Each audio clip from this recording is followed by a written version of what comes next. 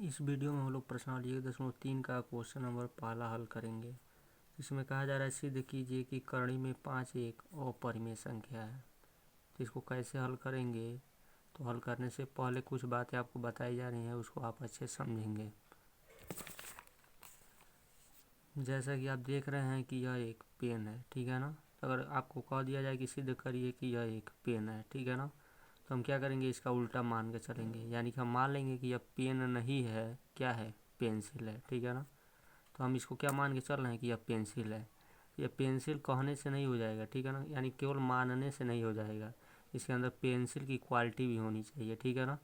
जैसे कि अगर हमने इससे एक लाइन खींचा और इस लाइन को अगर हम रबड़ से मिटाने का प्रयास करें तो आप देखेंगे यह मिटेगा नहीं। यानी कि हम इसको मान रहे हैं कि यह पेंसिल है, तो इसके अंदर पेंसिल की क्वालिटी होनी चाहिए। यानी कि यह जो लाइन हम खींच रहे हैं, तो अगर हमको इसको रबड़ से मिटाए तो यह मिट जाना चाहिए, लेकिन आप जब इसको मिटाएंगे तो मिटेगा नहीं। यानी कि आप इसको पेंसिल माने हैं, तो यानी कि इसको पेंसिल मानना क्या है, गलत है, ठीक है ना, क्योंकि अब रबड़ से मिट ही नहीं रहा है। इसका मतलब जो आप माने हैं इसको पेंसिल, वह गलत माने हैं। तो यानी कि यह पेंसिल नहीं है, क्या है, पेन ही है, ठीक है ना। तो अब क्या देखें, जो चीज़ प्रूव करना है उसका उल्टा मान के हम लोग चलेंगे, ठीक है ना। तो सेम टू सेम वैसे ही यहाँ सिद्ध करना है कि कड़ी में 5 एक अपरिमेय संख्या है, तो हम परिमेय संख्या मान कर चलेंगे, ठीक है ना। इसके अलावा कुछ और बातें हैं तो उसको आप देखिए। तो यहाँ पे सिद्ध करना है कि कड़ी में 5 एक अपरिमेय संख्या है, तो परीक्षा में आ गया कड़ी में 2, कड़ी में 3, कड़ी में 7, ठीक है ना, कड़ी में 8, इस टाइप का। तो कुछ भी आ रहा है कड़ी में जिसको आप बाहर नहीं निकाल पा रहे हैं, तो सबको जो है प्रूव करने का जो तरीका है वो एक ही जैसा है, ठीक है ना। तो अगर आप कड़ी में 5 को हल करना जानते हैं तो इसको भी, ठीक है ना। इसके अलावा और क्या बातें आपको जानना है तो उसको देखिए। जैसा कि आप जानते हैं कि परिमेय संख्या को हम P/Q के रूप में लिखते हैं, जहाँ P व Q यानी Q का मान 0 नहीं होना चाहिए और P व Q क्या है, पूर्णांक है। P और Q जो है पूर्णांक है। अब पूर्णांक होता क्या है, तो डॉट डॉट डॉट -3 -2 -1 0 1 2 3 ऐसे डॉट डॉट अनंत तक, ठीक है ना। तो इसी में लिखिए, किसी को नीचे लिखिए, उसको हम क्या कहेंगे, पूरा क्या कहेंगे, परिमेय संख्या कहेंगे, ठीक है ना। और ध्यान यह देना है कि 0 कभी नीचे नहीं आना चाहिए। यह सब बातें आप पहले से जानते हैं। यहाँ पे एक और बात आपको समझना है, ठीक है ना, वो क्या है उसको देखिए। कि कहा जाए परिमेय संख्या को सरलतम रूप में लिखिए, ठीक है ना। यानी P/Q है तो परिमेय संख्या लिखना है, तो इसी में से किसी को भी ऊपर लिखिए और किसी को भी नीचे लिखिए। जैसे हमने लिख दिया -4/8, तो -4 भी इसमें आएगा, 8 भी इसी में आएगा, ठीक है ना, यानी कि यह परिमेय संख्या है। इसके अलावा आप लिख दिए यहाँ पे 7/3, ठीक है ना, यह भी परिमेय संख्या है। इसके अलावा 6/ आप 2 लिख दिए, ठीक है ना, या 6/12 लिख दिए, इस टाइप का बहुत सारा। तो कहा जाए इसको सरलतम रूप में लिखिए। तो सरलतम रूप का मतलब क्या है, तो सरलतम रूप का मतलब यह है कि यह कट रहा है तो इसको काट दीजिए। तो -4/8 है तो माइनस है तो माइनस, 4 एकम 4 और 4 दूनी 8, तो -1/2, यह तो कटेगा नहीं, जैसे है वैसे लिख दीजिए, ठीक है ना। इसके अलावा 6/12 है तो 6 एकम 6 और 6 दूनी 12, ठीक है ना। तो यह परिमेय संख्या है और यह उसी का सरलतम रूप है। तो जब हम इस सवाल को सिद्ध करेंगे इस टाइप का, तो उसमें जो हम परिमेय संख्या लेके चलेंगे, ठीक है ना, जो P/Q लेके चलेंगे वह सरलतम रूप में ही लेके चलेंगे। यानी कि हम मान के चलेंगे कि जो हम परिमेय संख्या लिख रहे हैं वह सरलतम रूप में ही लिखा गया है, ठीक है ना। और सरलतम रूप में लिखने से क्या फ़ायदा है, यानी कि उसमें एक चीज़ आपको देखने को यह मिलेगा कि ऊपर और नीचे वाले का HCF हमेशा एक ही आएगा, ठीक है ना, जब सरलतम रूप में आप लिख लेंगे तब। तो HCF निकालते समय आप ये पढ़े हैं कि आप धनात्मक पूर्णांकों का HCF निकालते हैं, तो यहाँ माइनस को आप छोड़ देंगे, ठीक है ना, तो माइनस से मतलब नहीं रहेगा, तो माइनस को छोड़ दीजिए। तो यानी कि 1 और 2 का HCF अगर निकाला जाए, छोटे वाले को पहले लिख लीजिए, बड़े वाले को बाद में, तो एक ही आएगा। HCF निकालने का तरीका आप जानते हैं। इसके अलावा 7 और 3 का HCF निकालिए तो भी एक ही आएगा, ठीक है ना। यह बताने की आवश्यकता नहीं है क्यों एक ही आ रहा है, छोटे वाले से बड़े वाले में भाग देकर आप निकाल सकते हैं। फिर HCF का आ जाए 1 और 2 का निकालिए तो भी एक ही आएगा, ठीक है ना। तो जब परिमेय संख्या को सरलतम रूप में हम लिख लेते हैं तो उसका HCF हमेशा एक ही आता है। यह बहुत ही इम्पॉर्टेंट बात है, ठीक है ना। तो इस बात को आप ध्यान देंगे और यही हमारा मेन क्या होगा, पॉइंट होगा सिद्ध करते समय, ठीक है ना। इसके अलावा लिखा रहा है 0/8, 0/10, 0/5, इस टाइप का कुछ भी लिखा रहा है तो जीरो में किसी भी संख्या से भाग देंगे तो हमेशा जीरो ही आता है, ठीक है ना। और हम जीरो को लिख सकते हैं 0/1, ठीक है। तो कहा जाए HCF बताइए, यानी कि इसका भी मतलब 0/1, इसका भी मतलब 0/1, इसका भी मतलब 0/1, ठीक है ना, क्योंकि यह भी जीरो के बराबर है, यह भी, यानी कि इसको हम जीरो लिख सकते हैं और इसके नीचे एक लिख सकते हैं तो 0/1। कहा जाए 0 और 1 का HCF बताइए तो 1 आएगा। क्यों आएगा, क्योंकि हम जीरो को लिख सकते हैं 0 × 1 और 1 को एक ही रहने दीजिए तो दोनों में क्या कॉमन है, 1, ठीक है ना। तो HCF इसका क्या हो गया, 1 हो गया, ठीक है। तो आप क्या देख रहे हैं कि पूर्णांक यानी कि परिमेय संख्या का सरलतम रूप लीजिए, उसी में से, ठीक है ना, सरलतम रूप लीजिए और उसमें अंश और हर का HCF निकालिए तो हमेशा एक ही आएगा। यानी कि HCF इसका P और Q का तो हमेशा क्या आएगा, एक ही आएगा, ठीक है। तो HCF हमेशा एक ही आएगा P और Q का। तो हम क्या कह देंगे कि जो P/Q है वो परिमेय संख्या है, ठीक है ना। और यह P/Q किस फॉर्म में है, तो सरलतम रूप में है। तो आप हमेशा P/Q को परिमेय संख्या कब कहेंगे, जब इसका HCF 1 हो, ठीक है ना। और 1 के अलावा और कुछ आ जा रहा है तो हम इसको परिमेय नहीं कहेंगे, तब इसको क्या कहेंगे, अपरिमेय, ठीक है ना। तो इस बात को आप ध्यान देंगे। तो यानी परिमेय संख्या की क्वालिटी क्या हो गई कि अंश और हर का HCF है जो वो हमेशा एक आना चाहिए। और एक HCF आने का मतलब क्या है, P और Q कैसी संख्या हैं, सह अभाज्य संख्या है, ठीक है ना। तो यह बहुत ही इम्पॉर्टेंट बात है, यह आपको अच्छे से पता होना चाहिए, ठीक है ना। तो अब आइए क्वेश्चन को हल करते हैं।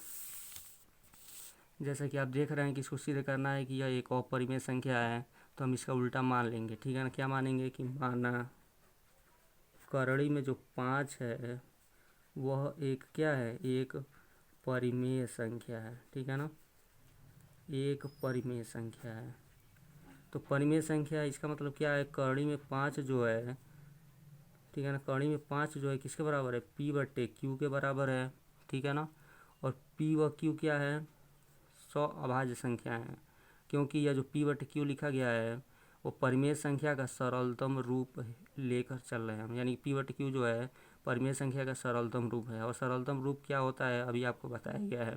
तो सरलतम रूप में आपको क्या देखने को मिलेगा कि P और Q का HCF 1 है, यानी कि P व Q कैसी संख्याएं हैं, सह अभाज्य संख्याएं। यानी कि जहाँ जहाँ P व Q सह अभाज्य संख्याएं, सह अभाज्य संख्याएं हैं।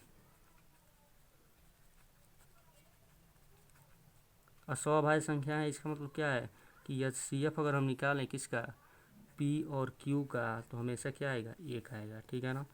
अगर इसका HCF 1 आता है तो यह परिमेय संख्या होगा और 1 नहीं आता है तो यह क्या होगा, अपरिमेय संख्या होगा, ठीक है ना। तो P और Q का HCF 1 आता है तो परिमेय होगा और HCF अगर 1 के अलावा और कुछ आ गया तो यह क्या होगा, अपरिमेय होगा, ठीक है ना। तो यही बात आपको समझना है। अब क्या करेंगे, तो यहाँ पे क्या करेंगे, करड़ी है तो करड़ी को हटाएंगे तो दोनों पक्षों का वर्ग करेंगे। तो यहाँ करड़ी में 5 है, करड़ी में 2 रहे, करड़ी में 7 रहे, ठीक है ना। तो सेम टू सेम यही प्रोसेस रहेगा। क्या करेंगे, दोनों पक्षों का वर्ग करने पे, तो दोनों पक्षों का वर्ग करने पर, तो जब दोनों पक्षों का वर्ग करेंगे तो करड़ी में 5 का होल स्क्वायर बराबर P/Q का होल स्क्वायर।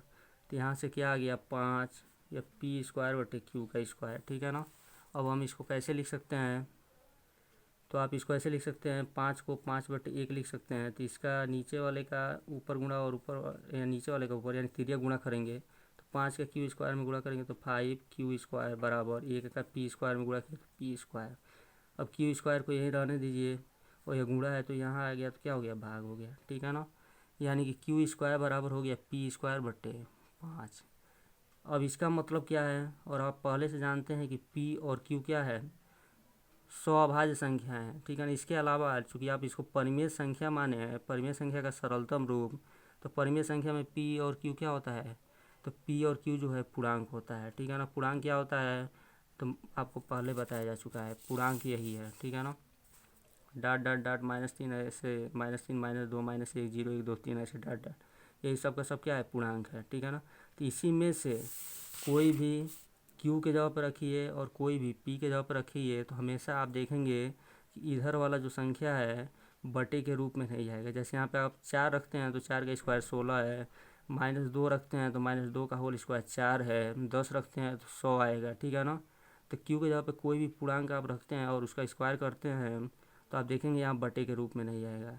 और इधर भी P के जगह पे कोई भी पूर्णांक रखिए और उसका स्क्वायर करिए, यहाँ पे कोई ना कोई संख्या आएगा और नीचे 5 है, यानी कि इधर हमेशा बटे के रूप में आएगा और इधर बटे के रूप में नहीं आएगा। तो यह बटे के रूप में आना और न आना इसका क्या तात्पर्य है तो उसको आप समझिए।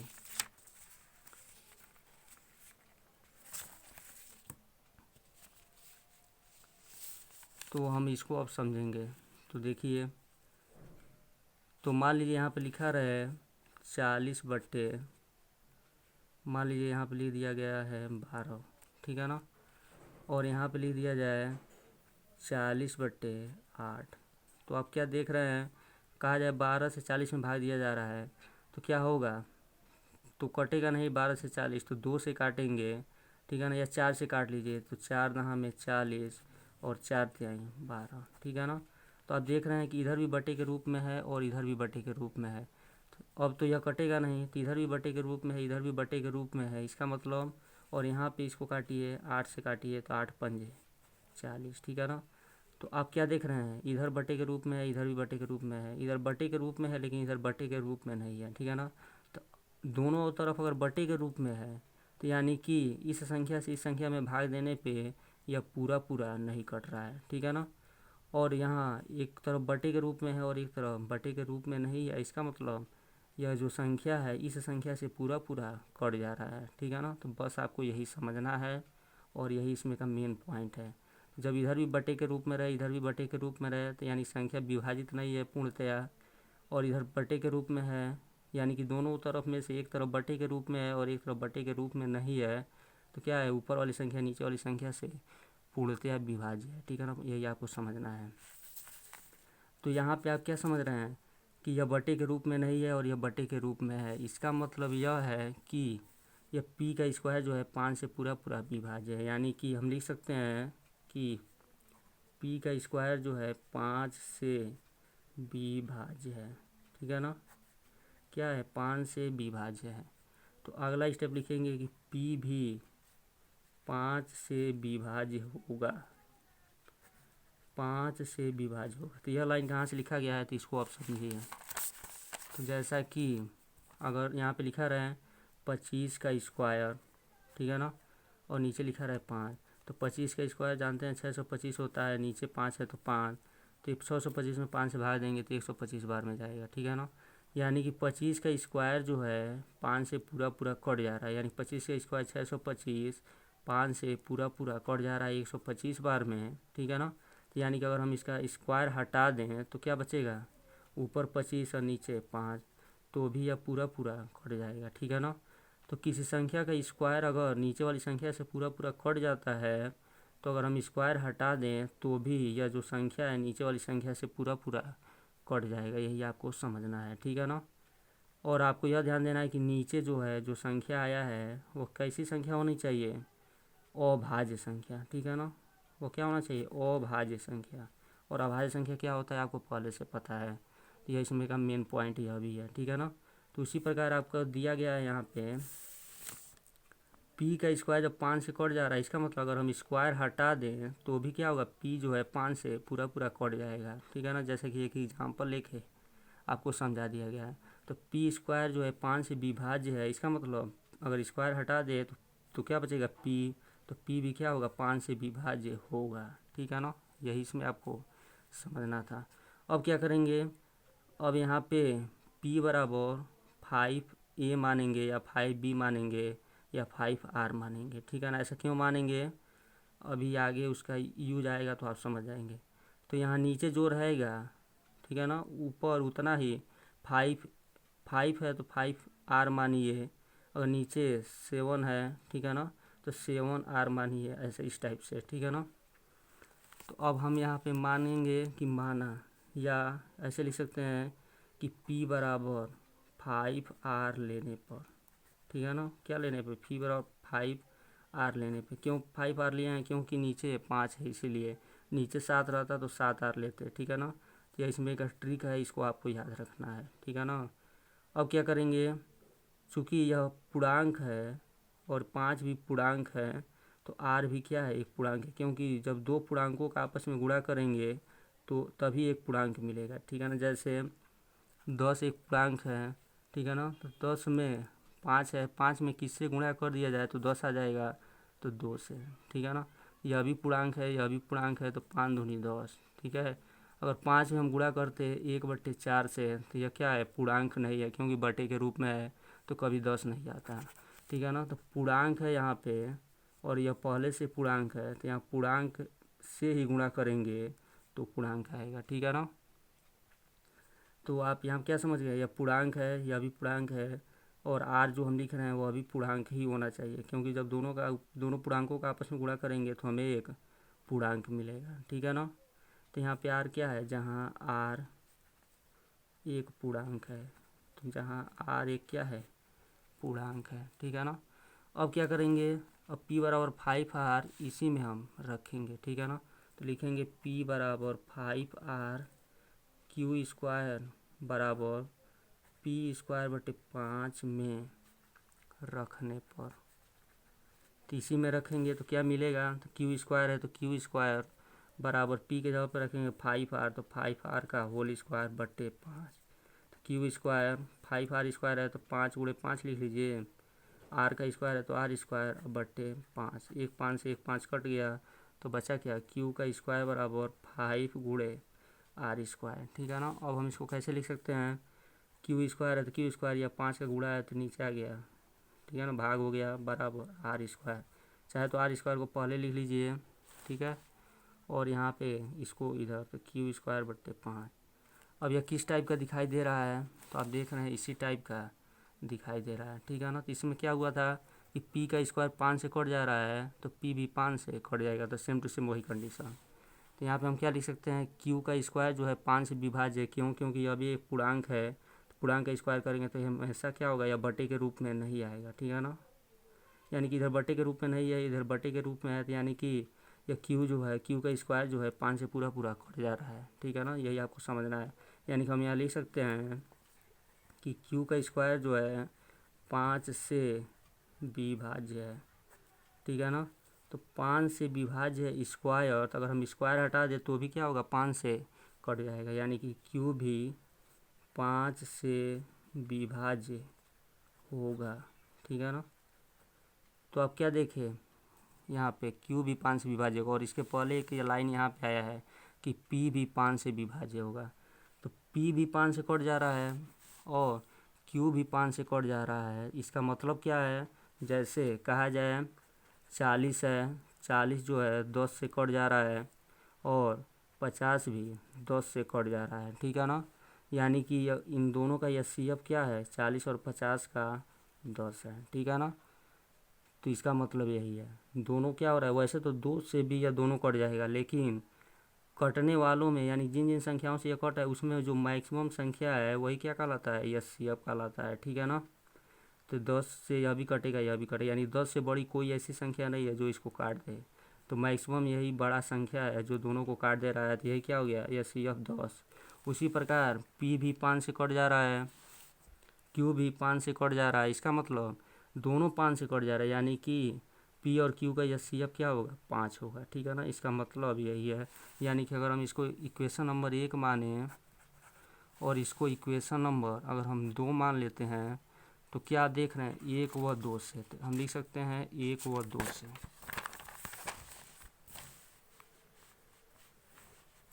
तो हम यहाँ पे लिख सकते हैं 1 व 2 से। 1 व 2 से हमें क्या मिला, चूँकि हम समीकरण शब्द यहाँ नहीं देंगे, समीकरण 1 व समीकरण 2 से ऐसा नहीं कहेंगे, क्योंकि समीकरण जहाँ भी आता है वहाँ बराबर का चिन्ह लगा रहता है, ठीक है ना। तो चूँकि वह एक कथन है, ठीक है ना, यानी कि यह भी एक कथन है, यानी कि यह जो लिखा गया है यह वाला, यह भी एक कथन है, यानी कि इसमें कहीं बराबर का चिन्ह नहीं है, इसमें भी कहीं बराबर का चिन्ह नहीं है, ठीक है ना। यानी कि एक प्रकार का कथन है, तो आप ऐसे लिख सकते हैं कथन 1 और कथन 2 से, या सिर्फ वैसे ही 1 व 2 से। तो 1 व 2 से आप क्या देख रहे हैं, यह और Q का क्या आ रहा है 5, ठीक है ना। तो P और Q का यह 5 आ रहा है, इसका मतलब अगर P बटे Q को लिया जाए तो यह परिमेय संख्या नहीं है, क्योंकि परिमेय संख्या की क्वालिटी क्या है, P और Q का यह हमेशा 1 आना चाहिए। यानी कि जो हम P बटे Q लेके चले हैं वह परिमेय नहीं है, वह क्या है, अपरिमेय है, क्योंकि यह 5 आ रहा है, ठीक है ना। तो यह 5 आ रहा है, इसका मतलब जो हम P बटे Q लिए हैं वो परिमेय संख्या नहीं है, वो क्या है, अपरिमेय है। तो हम चूँकि परिमेय मान के चले हैं, यानी जो हम माने थे वो क्या हो गया, गलत सिद्ध हो गया। यानी हम इसको परिमेय माने थे, ठीक है, यानी कि वो क्या हो गया, गलत सिद्ध हो गया। यानी कि इसका मतलब क्या है, इसका मतलब यह हो गया कि यह P बटे Q क्या है, एक परिमेय संख्या नहीं है। तो परिमेय संख्या नहीं है, इसका मतलब क्या है, अपरिमेय है, यानी कि हमारी परिकल्पना गलत है। तो यहाँ से हम लिख सकते हैं अतः हमारी परिकल्पना क्या है, गलत है। क्यों गलत है, क्योंकि हम मान के चले थे कि P बटे Q परिमेय है, और परिमेय है इसका मतलब इसका यह 1 है। लेकिन आप आगे इसको हल किए तो इसका यह 5 आने लगा, इसका मतलब क्या है, यह जो P बटे Q है वो परिमेय नहीं है, तो क्या है, वह अपरिमेय है। तो यानी जो हम माने थे वह गलत सिद्ध हो गया, ठीक है ना। तो इसलिए लिखा गया है अतः हमारी परिकल्पना गलत है। इसका मतलब जो करड़ी में 5 है वो परिमेय संख्या आप माने थे, क्या माने थे, कड़ी में 5 जो है P बटे Q के बराबर है, यही आप माने थे। और वहाँ पे P और Q का यह 1 था। जब यह 1 था तो यह परिमेय है, और जब यह 5 आ गया तो यानी कि यह परिमेय नहीं है, क्या है, अपरिमेय है। यानी कि यह जो संख्या है अपरिमेय है। तो कड़ी में 5 अपरिमेय के बराबर है, यानी कि यह क्या है, अपरिमेय ही है, ठीक है ना। अतः हमारी परिकल्पना गलत है। क्या, कौन सी परिकल्पना गलत है, कि जो हम इसका यह 1 माने थे वो गलत माने हैं, उसका यह क्या आ रहा है, 5 आ रहा है। यानी कि यह जो परिमेय संख्या के बराबर था वो गलत है, ठीक है ना। यानी कि यह जो परिमेय संख्या है वो गलत है, यानी कि यह परिमेय नहीं है, अपरिमेय है, क्योंकि P और Q का यह क्या आ रहा है, 5 आ रहा है। तो परिमेय इसको कब कहेंगे P बटे Q को, जब उसका यह 1 आएगा, ठीक है ना। यह पहले ही आपको बताया जा चुका है। तो जब यह अपरिमेय हो गया और कड़ी में 5 अपरिमेय के बराबर है, इसका मतलब कड़ी में 5 क्या है, एक अपरिमेय संख्या है। तो कड़ी में 5 क्या है, एक अपरिमेय संख्या है, ठीक है ना। इसी प्रकार कड़ी में 2, कड़ी में 3, कड़ी में 7 कुछ भी आएगा तो सेम टू सेम यही प्रोसेस आप करेंगे, ठीक है ना। तो आप अच्छे से समझ चुके होंगे क्या कैसे बताया गया है। तो इसमें जितनी बातें बताई गई हैं तो वह सब आपको अच्छे से आना चाहिए, कोई भी कन्फ्यूजन नहीं होना चाहिए, तभी यह सवाल अच्छे समझ में आएगा। तो जितना भी एग्जाम्पल लेके बताया गया है, ठीक है ना, पेन पेंसिल वाला, ठीक है ना, पूर्णांक का स्क्वायर करेंगे, यानी कि एक तरफ बटे रहे दूसरी तरफ बटे न रहे तो वह पूरा पूरा कट जाएगा, दोनों तरफ बटे रहेगा तो नहीं कटेगा। इस टाइप का जितनी भी बातें बताई गई, यानी कि इस वीडियो में जितनी भी बातें बताई गई हैं सब अगर आपको अच्छे से कन्फर्म, यानी कि क्लियरली आप अच्छे से समझे होंगे तो यह सवाल लगाने में आपको कोई दिक्कत नहीं होगा, ठीक है ना। तो यह हो गया क्वेश्चन नंबर पहला। बाकी अब दूसरा सवाल अब हम लोग अगले वीडियो में चालू करेंगे।